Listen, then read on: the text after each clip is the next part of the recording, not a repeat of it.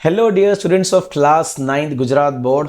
आपकी एसएस की जो टेक्स्ट बुक है उसका chapter number 1 the rise of British rule in India, जिसका मतलब है किस तरीके से भारत के अंदर अंग्रेज ने यानी कि ब्रिटिश यूरोप से आए, कैसे घुसपैठ करी, क्या क्या ले गए, ये सारी जानकारी हम लेने वाले हैं। सो हम एक एक पैराग्राफ के साथ बढ़ने वाले हैं और मैं आपको हर एक पैराग्राफ के अंदर फोटोग्राफ्स दिखाने वाला हूं, तो आप लोगों को ध्यान से देखना भी है और वीडियो को सुनना भी है। चलिए आगे बढ़ते हैं पैराग्राफ 1 के साथ। एक एक लाइन में देखते हैं क्या लिखा है। एंशिएंट पीरियड से इंडिया एंजॉय कर रहा है इनकंपेरेबल पोजीशन पूरे वर्ल्ड में। हमारे कंपेरेबल में कोई नहीं था। इसका कारण है क्योंकि हमारी उस टाइम की इकोनॉमी, हमारा कल्चर एंड हमारा रिलीजियस इनहेरिटेंस दुनिया में सबसे अलग और यूनिक था।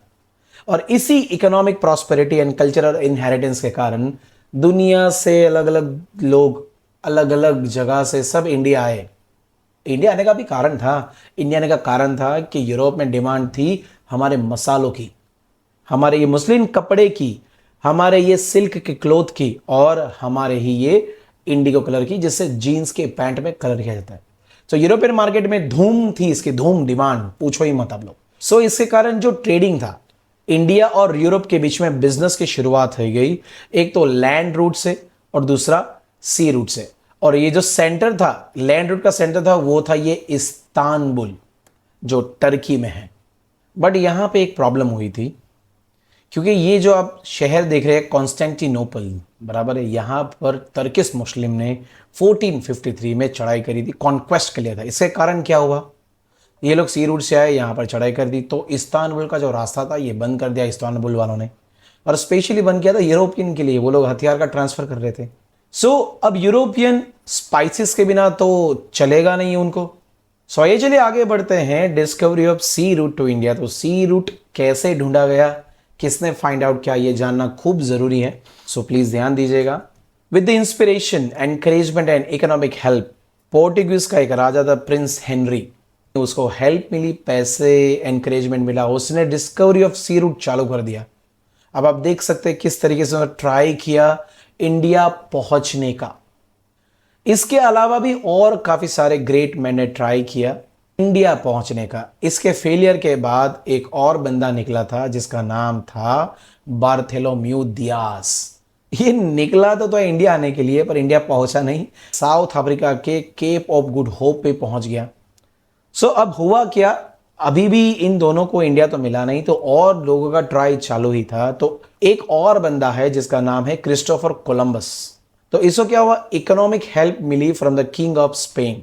क्रिस्टोफर कोलंबस अपना एडवेंचर लेकर निकल गया सी रूट के थ्रू, और वो पहुंच गया वेस्ट इंडीज। यहां पर पहुंच गया वेस्ट इंडीज जो अटलांटिक ओशियन में है। कोलंबस मानते थे कि throughout his life that he had discovered a new sea route to India. उसको पहले लगा कि ये discovery of sea route India का है, बट एक्चुअली में ये एक नई जगह थी, ये इंडिया नहीं था। सिंस इनको ही पता नहीं था कि ये क्या है, बट हुआ ये कि कुछ टाइम के बाद ये जो बंदा देख रहे हैं अमेरिगो, इस लैंड को उन्होंने नाम दिया कि ये तो अमेरिका है। ये जगह का पता करने वाले बंदा यही है अमेरिको, उसके ऊपर से अमेरिका नाम पड़ गया। ये जगह ढूंढी थी क्रिस्टोफर कोलंबस ने और नाम दिया गया इनकी वजह से। थोड़ा आगे हमें बढ़ना चाहिए। इसके बाद आप देखिए ये फोटोग्राफ, एक और seller, the Portuguese seller Vasco the gamma. इसी बंदे ने इंडिया आने का रास्ता ढूंढा था। आप ध्यान से देखिए इस वीडियो के अंदर, इसी बंदे ने इंडिया आने का सी रूट ढूंढा था। आप वीडियो में देख सकते हैं जब वो कैलीकट पहुंचा, कैलीकट यानी कि इंडिया का वेस्टर्न कोस्ट ऑफ, यहां पर यह बंदा पहुंचा, इसको वेलकम किया किंग जेमोरिन ने। इसके पास ये पहुंच गया कि मैं बिजनेस कर रहे आया हूं, ऐसी बातें करने के लिए। किंग जेमोरिन ने अलाउ किया कि भाई तो यहां पर बिजनेस कर सकता है। दोस्तों, पूरे वर्ल्ड के लिए ये जो यात्रा थी वास्को द गामा की, that was very very very much important, क्योंकि इस एक बंदे की वजह से पूरे यूरोप को रास्ता मिल गया था इंडिया आने के लिए। ये थी असली कहानी कि किसने इंडिया का रास्ता ढूंढा। अब हम आगे बढ़ेंगे। आप देख सकते हैं ये फोटोग्राफ, ये है अराइवल ऑफ यूरोपियन। जब यूरोपियन हमारे इंडिया में आए तो आप ये सीन देख लीजिए, वहां उनकी बोट्स देख लीजिए। आप ध्यान से देखिए, जो पोर्टुगीज थे ये सबसे पहले इंडिया में अराइव हुए ट्रेडिंग के लिए। जब से सी रूट फाइंड आउट हुआ था। 100 years हो गए पोर्टुगीज ने कंट्रोल ले लिया था। सो जितने भी पोर्टुगीज थे, दीव दमन दादर नगर हवेली, गोवा, कोचीन, मलाका, ये सारी जगहों पे पहुंच गए थे 100 सालों के अंदर अंदर। इनका बिजनेस बहुत ही एक्सपैंड हो चुका था। अभी अगर हम आगे बात करें, यहां पर लिखा है inspired by the Portuguese success in trade. इसके बाद ये डच पीपल आए। डच लोगों को लगा भी हमें भी जाना चाहिए बिजनेस के लिए। एक तरफ दानिश लोग आए डेनमार्क से, तो ये दो कंट्री और आई, डच हॉलैंड से एंड दानिश डेनमार्क से। ये लोग भी ट्रेडिंग करने के लिए ही इंडिया में आए। जैसे यहां पर लिखा है, इंग्लिश ट्रेडर्स जब आए, इन्होंने ईस्ट इंडिया कंपनी अपने साथ लेकर आए 1600 सेंचुरी में। और वो भी किसके कहने पे? द क्वीन एलिजाबेथ, इनके कहने पर ब्रिटिश सरकार ने वहां से पैसे भेजे और यहां पर इन्होंने बिजनेस का एक ट्रेडिंग सेंटर ही बना डाला। सो क्वीन एलिजाबेथ ने विलियम हॉकिंस को भेजा था सूरत में। अब यहां पर ऑलरेडी पोर्टुगीज थे, पोर्टुगीज ने उनको बिजनेस करने दिया नहीं, तो ये लोग चले गए कोई और जगह पर। ये लोग डायरेक्ट आ गए मुगल एम्परर जहांगीर को मिलने के लिए। ये बंदा डायरेक्ट पहुंच गया, कुछ गिफ्ट लेके पहुंच गया, और वो भी सूरत की कोठी पर। अब यहां पर जहांगीर थोड़े इंप्रेस हो गया 1613 में। यहां पर मुगल एम्परर जहांगीर ने इस बंदे को, इंग्लिश मैन को, हॉकिंस को परमिशन दे दिया। तो इसके बाद तुरंत ही सूरत, भरूच और अहमदाबाद, ये 3 जगहों पर अंग्रेज सरकार ने अपने सेंटर्स बना डाले बिजनेस करने के लिए। आगे अब तकलीफ ये हो रही थी, due to the strong presence इस रीजन में, हमारे गुजरात में मराठास भी थे, तो कंपनी को थोड़ा डर लग रहा था। ये खूंखार लोग थे, लड़ाकू लोग थे, क्षत्रिय लोग थे। अब इन्होंने गुजरात की ये सूरत, भरूच, अहमदाबाद से छोड़कर ये लोग साउथ की तरफ अपना सेंटर बना रहे थे। सबसे पहले उन्होंने मछलीपट्टनम में अपना सेंटर बनाया। इसके बाद इन्होंने अपना सेंटर बनाया सेंट जियोर्ज नाम का, ये जो महल है बनाया चेन्नई के अंदर। फिर उन्होंने एक और फोर्ट बनाया कलकत्ता में, दैट वाज फोर्ट विलियम। और इसके बाद उनका फाइनल सेंटर मुंबई के अंदर, ये था इनका हेडक्वार्टर। तो इस तरीके से सेंटर में से ये लोग साउथ की तरफ भागे इंडिया में, और अपने सेंटर्स अलग अलग जगहों पे बना दिए, क्योंकि मराठाओं का डर लग रहा था उनको। फ्रेंच ईस्ट इंडिया कंपनी, ये लोग इंडिया में आए 1668 में बिजनेस करने के लिए। इवेंचुअली उन्होंने अपना सेंटर अलग अलग जगह पे डाल दिया, जैसे कि माहे, कराईकल, पोंडीचेरी, चंद्रनगर एंड मछलीपट्टनम। इतने सारे सेंटर स्थापित करने के बाद तो दिक्कत होने ही वाली है। 18th सेंचुरी में the English and the French ये अपने रूल को एस्टैब्लिश करने में बिजी थे, एंटायर वर्ल्ड में कॉन्कर कर रहे थे। बट 1746 एंड 1763 के बीच में माइसोर वॉर हो गई between the French and east Indian company territories में। आप देख सकते हैं वॉर का जो तस्वीर है, फ्रेंच और अंग्रेज दोनों झगड़ पड़े इंडिया में ट्रेडिंग के लिए। फ्रेंच ईस्ट इंडिया कंपनी और ये इंग्लिश ईस्ट इंडिया कंपनी, दोनों यहां पर बहुत जोरदार लड़ाई हुई इनकी कि कौन इंडिया में ट्रेड करेगा। हुआ ये दोनों की लड़ाई में फ्रेंच ईस्ट इंडिया कंपनी हार गई। तो उससे हुआ क्या, ब्रिटिश उसका फायदा उठाते हुए ईस्ट इंडिया कंपनी को और बढ़ा रहा था। पर एक तरफ ये बैटल एंड हुई, तो जैसे आप मैप के अंदर देख सकते हैं, अब पोर्टुगल्स एंड फ्रेंच कुछ ही जगहों पर बचे थे। पोर्टुगल्स जैसे कि दीव दमन गोवा, और जहां की फ्रेंच ने चंद्रनगर, माहे, कराईकल एंड पोंडीचेरी, और डच को तो छोड़ के भागना ही पड़ा। सो डच तो रेस से बाहर निकल गया। अभी भी इंग्लिश ईस्ट इंडिया कंपनी के सामने फ्रेंच एंड पोर्टुगीज अभी भी थे। आगे क्या होता है देखने के लिए अब हम एक युद्ध की तरफ आगे बढ़ते हैं, बैटल ऑफ प्लासी। आप नाम सुनिए, सिराज उद्दौला, ये थे बंगाल के रूलर। अब हुआ क्या, इनका नेचर बहुत ही इंपल्सिव था। सो ही हैड सम ओपोनेंट्स, एकदम क्रूर कड़क स्वभाव। तो उनके काफी सारे क्या बोलते एनिमीज थे उनके शहर में ही। ईस्ट इंडिया की कंपनी के द्वारा इनके ही बंगाल में एक बहुत बड़ा सेंटर बना डाला, वो भी हमारे इन राजा के परमिशन के बिना। तो ये भाई साहब तो गुस्सा हो गए, इन्होंने ये सेंटर को तोड़ दिया, डिस्ट्रॉय कर दिया। जब ये मैसेज चेन्नई में पहुंच गया तो ये है रॉबर्ट क्लाइव। रॉबर्ट क्लाइव अपनी आर्मी लेके सीधे कोलकाता पहुंच गए सिराज उद्दौला को मजा चखाने के लिए। सिराजुद्दौला को अब वो ठिकाने लगाने के लिए अपनी बुद्धि से रॉबर्ट क्लाइव अपनी आर्मी के साथ सीधे कहां चले आए? मद्रास, चेन्नई। अब आगे क्या होता है अब देखिए, ये है Robert Clive. In spite of army की जगह पर ईस्ट इंडिया कंपनी ने अपनी बुद्धि चलाई कि भाई नवाब की आर्मी को हराना इतना इजी नहीं है।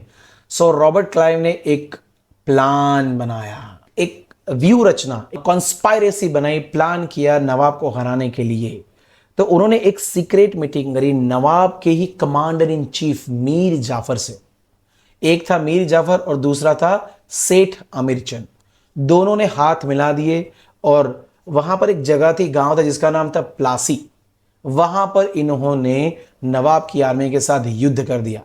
और जैसे कि आपको पता है ये एक प्लान ही था, जीतने वाला था इंग्लैंड ही और हारने वाले थे हमारा नवाब, क्योंकि नवाब के जो कमांडर इन चीफ थे वो फूट चुके थे।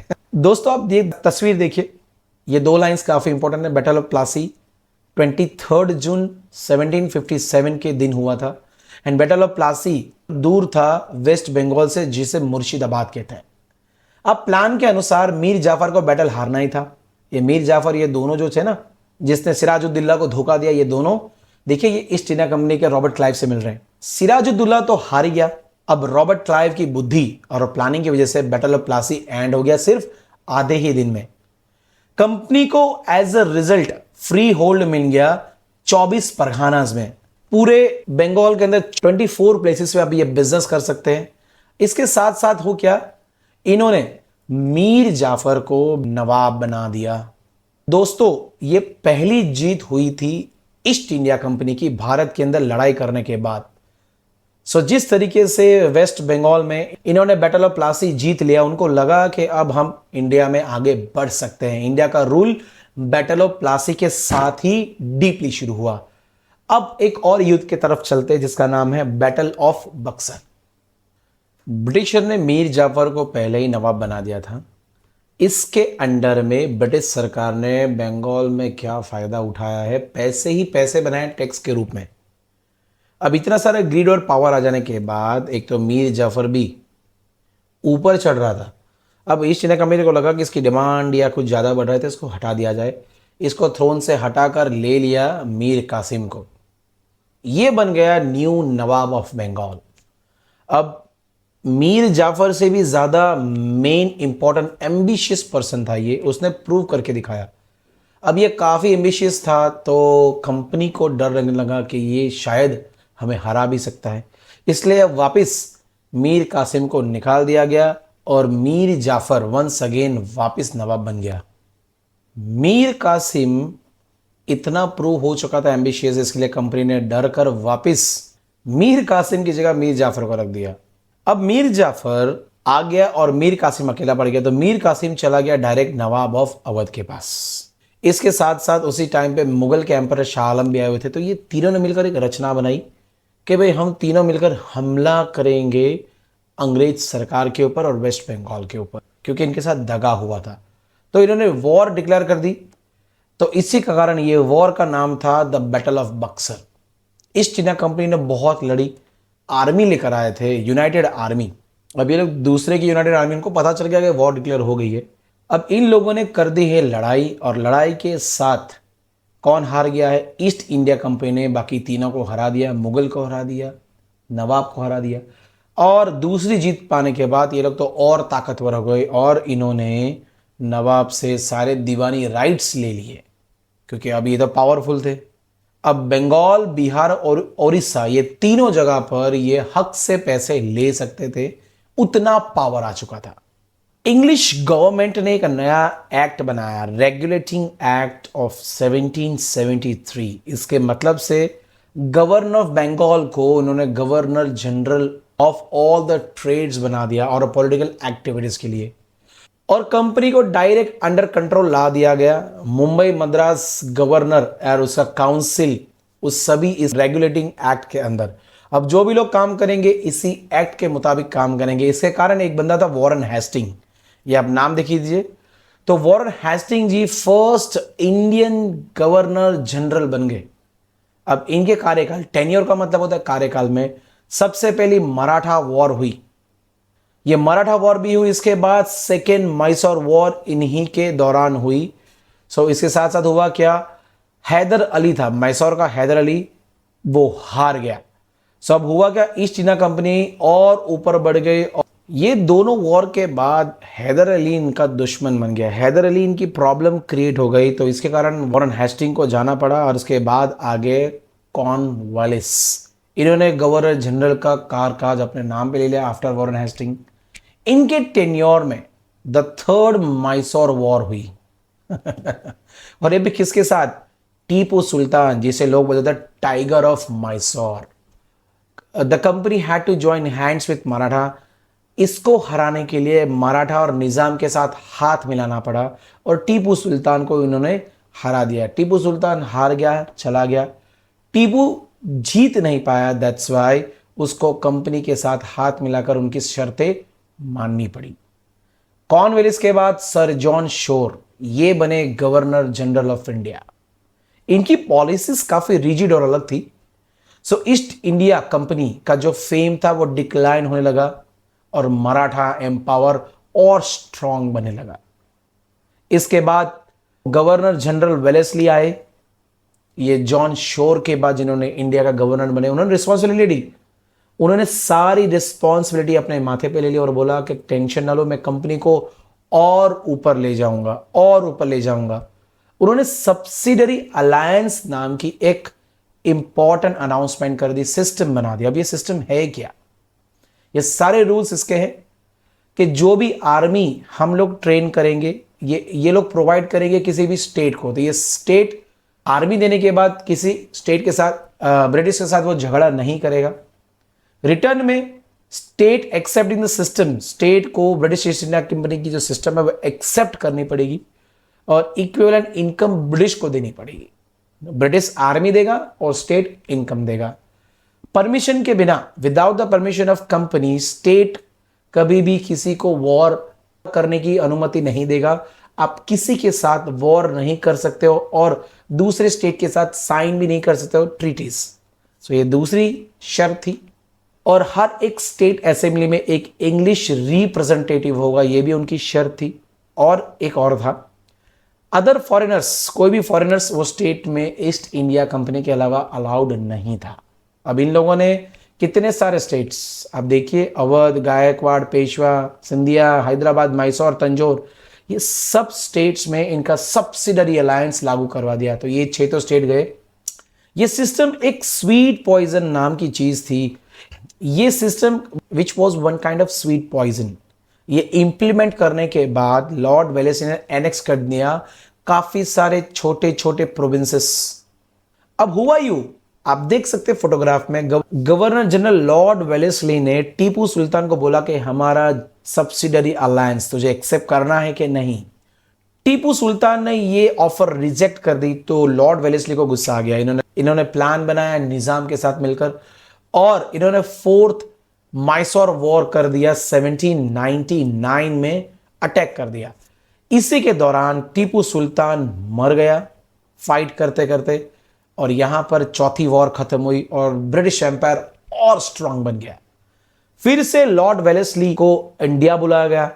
फिर से अब वेलेस्ली हट गए और वॉरेन हेस्टिंग इंडिया के गवर्नर जनरल बन गए।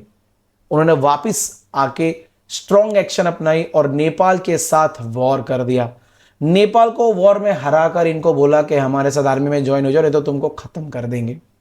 अब हेस्टिंग ने इनकी मदद के साथ पिंधारा पीपल के साथ बैटल करी, कंट्रोल पा लिया उस एरिया में और इसके साथ थर्ड मराठा वॉर हो गया। थर्ड मराठा वॉर में मराठाओं को हरा के कंपनी और ऊपर चली गई। इसके बाद एक और नए जनरल गवर्नर विलियम बेंटिक, इसको बहुत लोग बोलते थे ये बहुत ही लिबरल है, मतलब बहुत शांत है, ज्यादा झगड़ा नहीं करता, मारपीट करने का बिलीव नहीं करता। बेंटिक का बिलीव था that the dissatisfaction in different states, के इंडिया में काफी सारे जगहों पर डिससैटिस्फैक्शन है फ्रॉम आवर कंपनी, हमारी पॉलिसी के कारण। ये यूनिटी ला नहीं पा रहा था इन लोगों के अंदर, ये बहुत ही लिबरल था तो कंपनी का फायदा हो नहीं रहा था। कंपनी ने इसको हटा के वापस डेलहाउसी को लगा दिया। डेलहाउसी इंडिया आया as a governor general in 1848 में। बहुत ही फियर्स इंपीरियलिस्ट था। डेलहाउसी ने अडॉप्ट किया एक नई पॉलिसी, पॉलिसी ऑफ एनेक्सेशन, किस तरीके से इस राज्य को हड़पा जाए। इसके लिए उसको पता चल गया था कि मुझे सिर्फ पॉलिसी बनानी है, उनको पॉलिसी से साइन करवाना है, दोस्ती करना है, फिर इसको धीरे धीरे लूट लेना है। इसका दूसरा नाम है डॉक्ट्राइन ऑफ लेप्स। आप देखिए, डेलहाउसी ने वॉर की मदद से 2 जगहों को अपने अंडर कर लिया।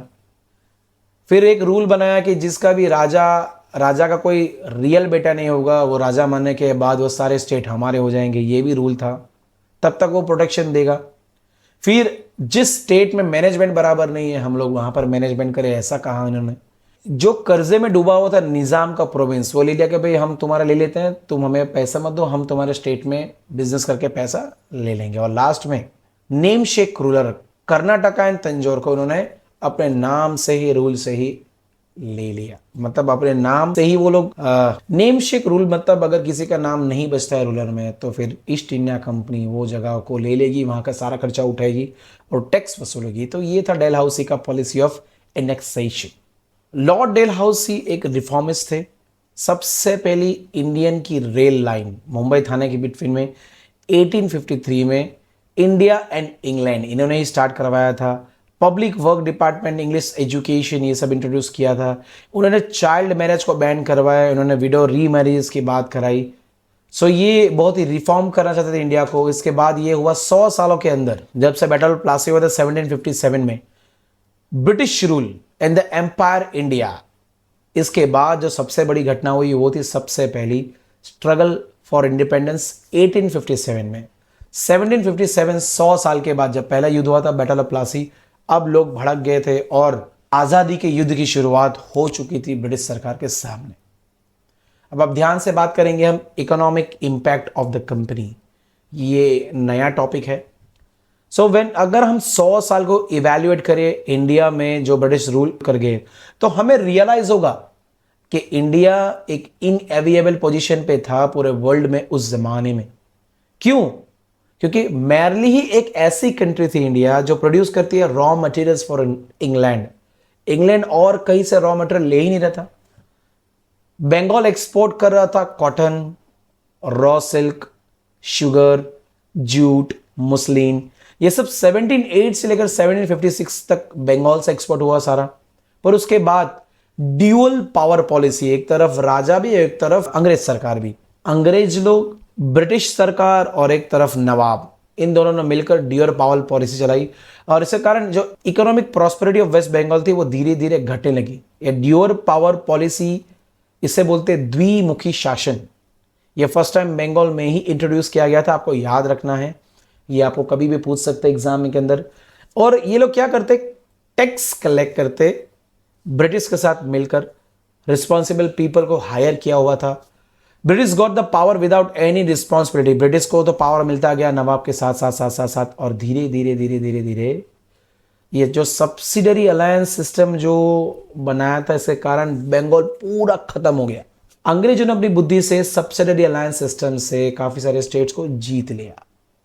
अब ये जो अनफेयर रेवेन्यू कलेक्शन था बाय द कंपनी, इससे हमारे इंडियन और डेप्टर बन गए, मतलब कर्ज में डूबने लगे। ब्रिटिश गवर्नमेंट ने बहुत ही गलत टैक्सेस हमारे लोगों के ऊपर लगाए, जिसके कारण बेचारे हमारे लोग दिन ब दिन गरीब होते। और स्पेशली जो इंडियन क्लोथिंग इंडस्ट्री थी ना, उसकी बात कर रहा हूं। इसके अलावा उन्होंने अडॉप्ट किए थे वेरियस डिसीटफुल प्रैक्टिसेस, बहुत ही गंदी प्रैक्टिस, देखने पर अच्छी ना लगे, जिससे हमारी बर्बादी हुए, इंडिया की इंडस्ट्री बर्बाद हो गई। गलत डिसीजन, जैसे कि मशीन ले आना और कपड़े बनाना, और हमारे हाथ वाले मशीन, हाथ से बने हुए मशीन के कपड़े कोई पहन नहीं रहा था। उन्होंने बहुत ही सस्ते दाम में मशीन के बने हुए कपड़े इंडिया में लेके बेचना शुरू किया, जिसके कारण इंडियन इंडस्ट्री बर्बाद हो जाए। इंडियन आर्टिसंस ये धीरे धीरे पुअर बनने लगे, क्योंकि उनके पास काम नहीं था, मशीन आ चुके थे। ये लोग अनएम्प्लॉयड हो गए हैं, इनके पास काम करने का चारा नहीं था। तो फाइनली वो लोग वापस ब्रिटिश की कंपनी में काम करने के लिए नौकरी पे गए। अब मैं बात करना चाहता हूं कुछ वीवर्स ऑफ बंगाल, उनको कॉन्ट्रैक्ट साइन करना पड़ा क्वालिटी ऑफ क्लोथ के, वो लोग शॉर्ट पीरियड में अच्छा क्लोथ ब्रिटिश सरकार को बना के देंगे। अगर वीवर रिफ्यूज करेगा तो उसको पनिश दिया जाएगा, या तो जेल या तो घसीट के मारा जाएगा। सो ऐसे सिचुएशन के बाद अगर मैं उस जमाने के गांव की बात करूं तो लोग बहुत ही सेल्फ रिलायंट थे, प्रॉस्परस थे। जब से ब्रिटिश सरकार के जो रूल्स आए, लोग बनने लगे डिपेंडेंट एंड पुअर, उनकी ज़मीनें छीने जा रही थी, उनके घर, उनका सामान, उनकी खेती, सब कुछ जा रहा था। दे वर बिकमिंग सो पुअर। इसी टाइम के दौरान ये जो पहली ट्रेन है बिटवीन मुंबई एंड थाने शुरू होती, स्टीमर इंजन था। Between India and England also start किया था डेवलपमेंट ऑफ पोर्ट्स, ताकि ये लोग यहां से माल भरे मुंबई, मद्रास, चेन्नई, कोलकाता ले जाए और पोर्ट मतलब जहां से स्टीमर में भरे और भर भर के डायरेक्ट इंग्लैंड भेजे। अब हम बात करेंगे what was the social impact of the company. Company rule की वजह से सोसाइटी में क्या इंपैक्ट पड़ा। तो ब्रिटिश रूल के दौरान आप देख सकते हैं the freedom of speech and thought develop हुए हमारे लोगों के अंदर। तो इस तरह के न्यूज़पेपर पढ़ते थे और हमारे लोग न्यूज़पेपर छापते भी थे। इंडियन सोसाइटी में कुछ रॉन्ग कस्टम्स चल रहे थे, रिचुअल्स चल रहे थे, जैसे कि ये आप देख लीजिए, ये सती सिस्टम था। ये फीमेल इन्फेंटिसाइड मतलब जन्म होते ही लड़की को मार देने का। फिर ये था चाइल्ड मैरिज। ये सब प्रथाएं बहुत ही खराब चल रही थी। तो हमारे राजा राम मोहन रॉय, दुर्गा राम एंड बहराम जी मलबारी, ये तीनों हमारे समाज में से एक गलत सिस्टम को खत्म करना चाहते थे। That's why they were stalwart whose role was instrumental. ये लॉ पास करवाना चाहते थे ब्रिटिश सरकार से, भाई हमारे देश में सती सिस्टम को हटाइए, फीमेल इन्फेंटिसाइड को हटाइए और चाइल्ड मैरिज को हटा दीजिए। बट हुआ क्या, as a administrative framework in India there was a demand, people की डिमांड थी कि हमें इंग्लिश सिखाया जाए तो हम आपके साथ काम करेंगे। इसलिए इंग्लिश एजुकेशन भी स्टार्ट कर दिया गया ड्यू टू लॉर्ड मकॉली। ये बहुत ही अच्छे आदमी थे, उनके अंडर में इंग्लिश मीडियम स्कूल्स इंडिया में शुरू हो गई। उसके बाद चार्ल्स वुड, या आप फोटो देख लीजिए, यही चार्ल्स वुड, उन्होंने लगा कि इंडिया में यूनिवर्सिटीज होनी चाहिए आगे पढ़ने के लिए, क्योंकि इनका काम यह था कि पढ़ा लिखा कर उनको ब्रिटिश सरकार में निचली पोस्ट पे नौकरी दी जाए। तो मुंबई, मद्रास और कोलकाता में क्या खोला गया, यूनिवर्सिटीज खोला गया। अब चैप्टर का कंक्लूजन क्या है, चैप्टर खत्म होने की आर पर है। East India Company they came to being allowed by the prosperity. पहले बोलते थे कि भाई इंडिया बहुत प्रॉस्परस है, बहुत कुछ है, अपॉर्चुनिटीज है, पर ये जो कंपनी के रूल, इसका बैड और गुड रिजल्ट आया political, economical and social and cultural fields में। कंपनी ने पॉलिसीज काफी सारे बनाए। इंग्लैंड तो प्रॉस्परस बन गया, पर वो किसकी बदौलत, कॉस्ट ऑफ इंडिया। इंडिया की सारी प्रॉपर्टीज तो उन लोगों ने यूज करी। उन्होंने इंग्लैंड को बदल दिया और इंडिया को खत्म कर दिया, और वो भी अपने खुद के इंटरेस्ट के लिए। इनडायरेक्टली उन्होंने प्रूव करके दे दिया कि इंडिया उनके लिए बेनिफिट रहा। तो हम ये चैप्टर से भी बोल सकते हैं ना, कोई अगर बोले कैसे आप बोल सकते हो कि इंडिया सोने की चिड़िया थी, तो आप बता सकते हैं किसी को भी, भाई अंग्रेज का ये चैप्टर पढ़ो, काफी सारे बुक्स पढ़ो, यहां में लिखा है कि अंग्रेज काफी सारी चीजें ले गए। अगर आज इंग्लैंड प्रॉस्परस है तो वो इंडिया की वजह से। चैप्टर हो गया है आपका कंप्लीट। सो आपको बताना चाहता हूं कि अब हमारे ऑनलाइन क्लासेस भी शुरू हो गए, सिर्फ 149 रुपीज पर मंथ। एक सब्जेक्ट को सीखने के लिए सिर्फ 149। इसके लिए आपको मेरी एप्लीकेशन डाउनलोड करनी पड़ेगी। प्ले स्टोर के ऊपर जाइए, iEduClass टाइप कीजिए और हमारी एप्लीकेशन को डाउनलोड कीजिए। इसके साथ लाइक, शेयर एंड सब्सक्राइब तो बनता है, इतनी मेहनत लगती है इस वीडियो में बनाने के, लगभग 4 से 5 दिन लगे हैं। और इसके साथ साथ आप मेरे इंस्टाग्राम, फेसबुक और यूट्यूब चैनल को सब्सक्राइब कर सकते हैं, फॉलो कर सकते हैं। मिलेंगे ऐसे ही जोरदार वीडियो के साथ नेक्स्ट चैप्टर में। Bye bye, take care.